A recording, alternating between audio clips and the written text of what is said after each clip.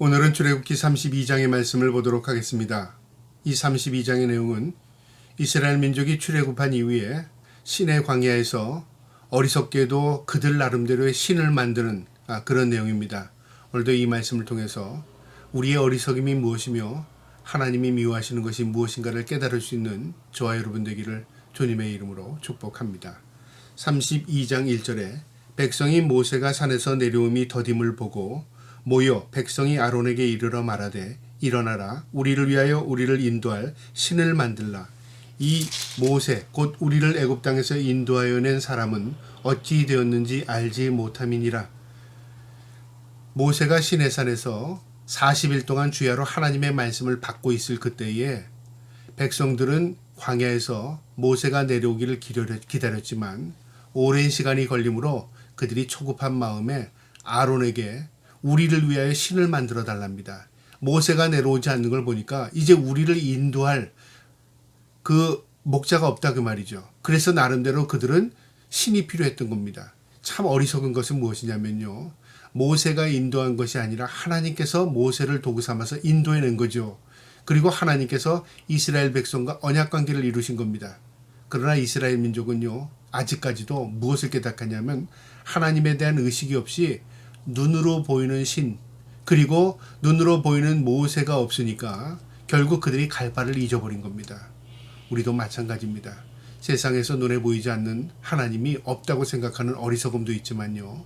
또 때로는 우리의 삶에 느끼지 못함으로 하나님이 안 계시다고 착각하는 경우가 있다 그 말이죠. 그래서 뭔가를 의지할 대상을 자꾸만 찾는 겁니다. 이스라엘 민족이 이 어리석음이 결국 그들이 하나님이 미워하는 우상을 만들게 되는 겁니다. 2절에요. 아론이 그들에게 이르되 너희의 아내와 자녀의 귀에서 금고리를 빼어 내게로 가져오라. 모든 백성이 그 귀에서 금고리를 빼어 아론에게 가져오매 아론이 그들에게 손에서 금고리를 받아 부어서 조각칼로 새겨 금송아지를 형상을 만드니 그들이 말하되 이스라엘아 이는 너희를 애굽 땅에서 인도하여는 너희 신이로다 하는지라. 아론이 이 제사장인 아론이 어리석게도 사람들이 원하는 대로 그러면 금 가져와라. 그 당시에 귀하고 또 고귀한 건 아닙니까? 금을 가져다가 그걸 모아가지고 부어서 금송아지를 만든 겁니다. 그리고 이게 너희들이 원하는 신이다 그렇게 그들에게 보여준 거죠. 사람들이 어떻게 했겠습니까? 야 이제 우리를 인도할 신이 생겼다고 생각했겠죠. 근데 왜 송아지를 만들었을까요? 뭐 곰을 만들 수도 있고 뭐 사자를 만들 수도 있고 여러 동물들이 많은데 왜 송아지를 만들었을까요? 그들이요 애굽에서 생활하면서 이 애굽인들이 섬기는 신이 송아지였습니다. 송아지 신을 섬겼습니다. 그러니까 이들도 영향을 받은 겁니다. 아 송아지 형상 거의 신이 임재하는 신으로 착각한 거죠. 그러니까 우리의 영향력이 이만큼 큰 겁니다. 우리가 세상 가운데 있으면서 구별되는 삶을 살아야 합니다. 그러나 우리가 세상 가운데 있기 때문에 세상 가운데 영향을 안 받을 수가 없습니다. 그때 항상 깨달아야 합니다. 내가 지금 무엇을 따라가지? 내가 지금 무엇을 의지하고 있지? 이걸 인식해야 됨에도 불구하고 하나님에 대한 의식이 없게 되면 세상 사람들처럼 살아갑니다. 아니 세상 사람보다 더 적극적으로 세상을 섬기게 될 수 있다 그 말이죠.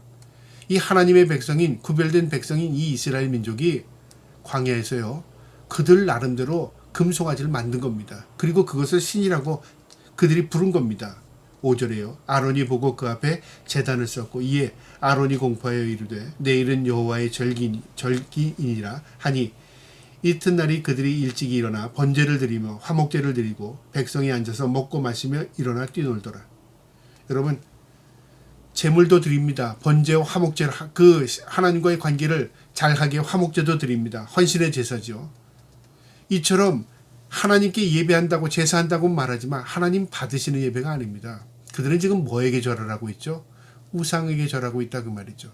하나님과 하나님의 백성의 관계에 뭐가 들어가 있습니까? 우상이 들어가 있어요. 금송아지가. 여러분 이걸 기억해야 합니다. 우리가 하나님 섬긴다고 말은 하지만요. 하나님과 우리의 관계 속에서 뭐가 있어요? 행복이 들어가면 그게 우상이 될 수 있습니다. 재물이 들어가면 하나님 나 이 다음에 부를 위해서 하나님께 영광 돌리겠습니다. 말은 그럴싸하지만요. 그게 우상이 될 수 있습니다. 하나님 내 건강하면 하나님 잘 섬기겠습니다. 건강이 우상이 될 수 있고요. 하나님 내가 높은 자리 올라가면 그 명예가 우상이 될 수 있습니다. 하나님 내가 성공만 하면 성공이 우상이 될 수 있습니다. 우상은요, 하나님과 우리의 관계 속에서 그 관계를 이어주는 그것이 우상입니다. 여러분, 우린 때로는 우상을 섬기고 있으면서도 하나님 잘 섬긴다고 생각하죠. 하나님이 주셨습니다. 하나님 안 주시면 하나님 아닌가요? 내가 병들면 하나님 안 계신 건가요? 하나님 미워하시는가요? 내 사업이 망하면 하나님께서 나를 저버린 건가요? 우린 그렇게 해석하면 이걸 우상을 섬기고 있었던 겁니다. 착각입니다. 지금 이스라엘 민족은 하나님 섬긴다고 제사를 번제를 드리고 화목제를 드리는데요. 그들이 그 앞에서 뛰놀았답니다. 그러니까 제사 드리는 형식도 이방인들이 제사 드리는 형식과 비슷해요. 예배한다고 하지만 사람들의 입맛에 맞춰서 예배를 드리다 보면 이런 결과가 있습니다. 요즘의 사람들은 찬양을 좋아해. 그러니까 예배의 말씀이 줄어들고 예배가 줄어들고 찬양을 전 예배의 그 모든 범위에 다 참여시킵니다. 또 사람들이 이걸 좋아해. 그러니까 그것을 예배라고 이름은 불러놓고 예배합니다. 여러분, 그런 게 얼마나 많았어요. 인간들이 서열 모아놓은 지폐를 가지고 그걸 예배라고 말하고, 또 인간들이 형식을 위해서 누구를 추앙하는 그 지폐를 가지고 예배라고 만듭니다. 여러분, 예배는 오직 하나님께 초점이 맞춰져 있는 겁니다. 하나님의 말씀을 듣는 겁니다. 그리고 하나님을 경배하는 게 예배인데, 우리 인간들은 예배라는 그 말에 여러 가지 인간적인 요소를 다 가미하고 있다 그 말이죠. 이게 우상이 될 수 있는 것입니다. 7절에요. 여호와께서 모세에게 이르시되 너는 내려가 내가 애굽 땅에서 인도하여 낸 내 백성이 부패했도다. 하나님께서 모세를 가르쳐 준 겁니다. 지금 네 백성들이 뭐 하고 있는지 아느냐? 지금 그들이 나를 섬긴다고 말하지만 그들이 우상을 섬기고 있어. 빨리 내려가서 그들의 행동을 저지시켜라 그 말이죠. 그렇게 하지 않으면 어떻게 해요? 그들이 다 멸망당하는 겁니다. 8절에 그들이 내게 그들에게 명령한 길을 속히 떠나 자기를 위하여 송아지를 부어 만들고 그것들을 예배하며 그것에게 제물을 드리며 말하기를 이스라엘아 이는 너희를 애굽 땅에서 인도하여 낸 신이라 하였도다. 그들이 지금 이 송아지를 만들어 놓고요. 자기를 위하여 송아지를 만들었답니다. 누구 때문에 예배하는 겁니까? 자신들을 위해서 예배하는 거예요. 이 예배의 주인은 하나님이십니다. 하나님 앞에 경배하는 것이 예배입니다. 그런데 우리는 내가 행복해지기 위해서, 내가 잘되기 위해서, 내가 무엇을 이루기 위해서 예배한다면 그건 우상이죠. 지금 그걸 이해해야 합니다. 그래서 하나님께서 모세를 빨리 내려가라고 말한 겁니다. 9절에요. 여호와께서 또 모세에게 이르시되 내가 이 백성을 보니 목이 뻣뻣한 백성이라. 목이 뻣뻣하다, 교만하다, 그지없다, 깨닫지도 못한다, 아집으로 가득 찬 백성이라 그 말이죠. 10절에 그런즉 내가 하는 대로 두라. 내가 그들에게 진노하여 그들을 진멸하고 너를 큰 나라 되게 하리라. 하나님께서 참으신 겁니다. 그들을 출애굽기 시켜서 홍해를 건널 때 기적을 보여주셨습니다. 목마르다고 할 때 반석을 쳐서 물을 내주셨습니다. 그들이 고기 먹고 싶다고 해서 메추라기와 만나를 내려주셨습니다. 하나님께서 시와 때를 가리지 않고 그들에게 의뢰를 베풀어 주셨습니다. 수많은 경험을 했습니다. 그들은 수많은 고통 그 경험 가운데 항상 하나님을 불평했습니다. 원망했습니다. 하나님이 참으시다 안 되겠다. 이들은 목이 뻣뻣한 백성이다. 내가 그들을 심판하고 너를 통해서 내가 다른 민족을 크게 세우겠다. 너를 통해서 다시 큰 민족을 세우겠다 그랬어요. 그러니까 하나님께서 안 되겠다. 근데 모세의 반응이 어떤가 보세요. 11절에 모세가 그의 하나님 여호와께 구하여 이르되 여호와여 어찌하여 그 큰 권능과 강한 손으로 애굽 땅에서 인도하여 낸 주의 백성에게 진노하시나이까. 하나님, 이처럼 하나님의 백성을 구별하여 애굽에서 출애굽시켰는데 이제 와서 이들을 다 멸하시면 어떻게 합니까? 모세가 그 백성을 사랑하는 마음, 그 하나님의 뜻을 하나님 저버리시지 않는다는 것을 그는 알았어요. 그래서 하나님께 간절히 중보하는 겁니다. 12절에요. 어찌하여 애굽 사람들이 이르기를 여호와가 자기 백성을 산에서 죽이고 지면에서 진멸하는 악한 의도로 인도하여 냈다고 말하게 하시려 하나이까. 주의 맹렬한 노를 그치고 뜻을 돌이키사 주의 백성에게 이 화를 내리지 마옵소서. 모세가 하나님 앞에 뭐라고 말하냐면 이방인들이 생각할 때 하나님께서 이스라엘 민족을 이끌어내셨다고 말하지만 그들을 결국 산과 들에서 다 죽였다 그 말이죠. 그 이유가 뭐냐? 아무것도 아니라 그 말이죠. 이방인들이 그렇게 생각하면 어떡합니까? 타당성이 있잖아요. 우리가 하나님 앞에 복받은 백성이라고 말해놓고 지지리도 복을 못 받고 절망 가운데 초라하게 그리고 비참하게 살아가면 하나님 영광 가리지 않습니까? 지금 그렇게 말하는 거와 똑같습니다. 그러니까 하나님의 영광을 위해서라도 하나님의 백성을 은혜와 긍휼을 베풀어 달라고 지금 간구하는 겁니다. 13절에요. 주의 종 아브라함과 이삭과 이스라엘을 기억하소서. 우리의 조상들을 기억해 주세요. 믿음의 조상들을 기억해 주세요. 그 말이죠. 주께서 그들을 위하여 주를 가리켜 맹세하여 이르기를 내가 너희의 자손을 하늘의 별처럼 많게 하고 내가 허락한 이 온 땅을 너희의 자손에게 주어 영원한 기업이 되게 하리라 하셨나이다. 하나님 분명히 약속하셨습니다. 아브라함 이후에 모든 하나님의 그 자녀들, 그 족장들을 통해서 우리 백성들에게 약속하지 않았었습니까? 그 약속을 저버리지 말아주세요. 그 말이죠. 15절에 모세가 돌이켜 산에서 내려오는데 두 증거판이 그의 손에 있고 그 판이 양면 이쪽 저쪽에 글자가 있으니 그 판은 하나님이 만드신 것이요 글자는 하나님이 쓰셔서 만들어 새긴 것이라. 모세가 산에서 내려올 때 하나님이 주신 말씀 그 10계명 돌판 두 개를 가지고 손에 들고 내려오는 겁니다. 자, 그런데요. 그 내려오는 과정에서 이스라엘 민족이 금송아지에게 절하고 예배하는 것을 본 겁니다. 이것을 보고 어떤 분노가 일으켰겠습니까? 모세의 성품은요, 굉장히 온화한 성격으로 변해 있었습니다. 그런데 그 장면을 보는 순간에 어떤 마음이 들었겠습니까? 17절에요. 여호수아가 백성을 요란한 소리를 듣고 모세에게 말하되 진중에서 싸우는 소리가 나나이다. 그 기다렸던 이 여호수아가 모세에게 전달하는 겁니다. 지금 진중에서 요란한 소리가 나는데 뭔가가 지금 이루어지고 있습니다. 뭔가를 행하고 있습니다. 그걸 지금 모세에게 전한 거죠. 18절에 모세가 이르되 이는 승전가도 아니요 패하여 부르짖는 소리도 아니라 내가 듣기에는 노래하는 소리로도 하고 진이 가까이 이르러 그 송아지와 그 춤추는 것을 보고 크게 노하여 손에서 그 판들을 산 아래에 던져 깨뜨리니라. 모세가 내려와서 보니까 이스라엘 민족이 소리를 지르고 춤을 추는데 보니까 이게 금송아지를 앞에 두고 절하고 예배하는 겁니다. 제사 지내는 겁니다. 모세가 분노가 거둘 수가 없는 겁니다. 하나님께는 자신이 간절하게 중보기도하면서 하나님 용서해 줘야 되지 않습니까? 하나님 긍휼을 베풀어 주셔야 되지 않습니까? 라고 기도했지만 자신이 그 장면을 봤을 때는 너무 분이 나는 거예요. 하나님께서 이렇게 사랑을 베푸는데도 이 백성이 어리석게 하나님을 등지고 이 우상을 섬기고 있었다 그 말이죠. 하나님이 주신 그 돌판을 그들에게 집어 던진 겁니다. 이게 무슨 의미냐면요. 하나님이라도 이건 참지 못하겠다. 하나님이 언약이 깨졌다 그 말이죠. 하나님이 우리에게 나 외에 다른 신을 섬기지 말라. 하나님 분명히 말씀하셨는데 이스라엘 민족은요. 그 첫 계명부터 깨뜨려 버린 겁니다. 그래서 이게 언약이 깨져버렸다 그러고 이 도저히 참을 수 없는 겁니다. 그래서 던져버린 겁니다. 이것을 우리가 어떻게 표현해야 될까요? 어쨌든 이것은 거룩한 분노입니다. 도저히 하나님께서 이 백성을 놔주지 않겠구나. 이 백성이 이렇게 어리석구나. 하나님의 말씀의 언약이 깨져버렸구나. 그게 던진 겁니다. 21절에 모세가 아론에게 이르되 이 백성이 당신에게 어떻게 하기에 당신이 그들의 큰 죄를 빠지게 하였느냐.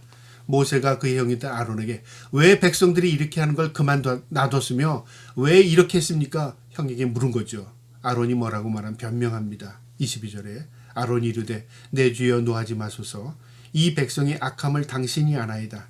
그들이 내게 말하기를 우리를 위하여 우리를 인도하신 신을 만들라. 이 모세 곧 우리를 애굽 땅에서 인도하여 낸 사람을 어찌 되는지 알 수 없노라 하기에 내가 그들에게 이르기를 금이 있는 자는 빼내어 한즉 그들이 그것을 내게로 가져왔기로 내가 불에 던졌으니 이 송아지가 나왔나이다. 이 아론이 하는 내용은요. 내용의 문맥은 맞습니다. 그런데 뭐냐면 모든 것이 다 나는 아니고 저 사람들이 원했고 나는 아니고 이 금을 던졌더니 송아지가 나왔습니다. 여러분 자신은 책임 없다는 말이죠.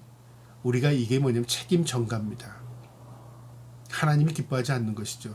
나는 아니고요. 저 사람이 저랬습니다. 나는 저 사람 때문에 하나님께 등을 돌린 거지 나는 아닙니다. 나는 목사님이 저랬기 때문에 그거 믿고 따라간 겁니다. 나는 아닙니다. 여러분, 그러면은 그 잘못 전한 사람만 책임 있고 그 따라간 사람은 책임이 없나요? 또 그 사람들이 원하는 걸 만들어준 것이지 나는 그 사람들이 원하는 걸 원치 않았습니다. 라고 한다고 책임이 전가되는 건가요? 그렇지 않습니다. 아론에게도 책임이 있고요. 백성에게도 책임이 있던 겁니다. 25절에요. 모세가 본즉 백성이 방자하니 이는 아론이 그들에게 방자하게 하여 원수에게 조롱거리가 되게 하였습니다. 백성들이 방자한데 이 방자하게 한 게 누구냐면 아론이 그들을 방자하게 했답니다. 이 말을 오늘날로 말하면 목사가 성도들을 잘못된 길로 인도했다 하는 말과 똑같죠. 하나님의 말씀을 왜곡되게 전해서 백성들이 그 말이 옳은 줄 알고 따랐다. 그 말과 똑같은 겁니다. 복음을 변질시켜서 백성들이 그 변질된 복음을 잘못 받고 그것이 하나님의 말씀인지 잘못 이해했다. 그 말과 똑같은 거죠. 여러분, 그러면 누구에게 책임이 있어요? 목사에게면요? 아닙니다. 그 목사를 따른 사람들, 말씀을 들은 사람도 잘못이 있습니다. 왜요? 분별력이 없었기 때문에. 내가 어떤 존재인가를 의식하지 않고 살았기 때문에. 이스라엘 백성들은 자신들이 하나님의 백성임을 알았고 인식해야 했습니다. 그런데 그것은 다 잊어버리고 망각하고요. 오직 사람만 따라간 거죠.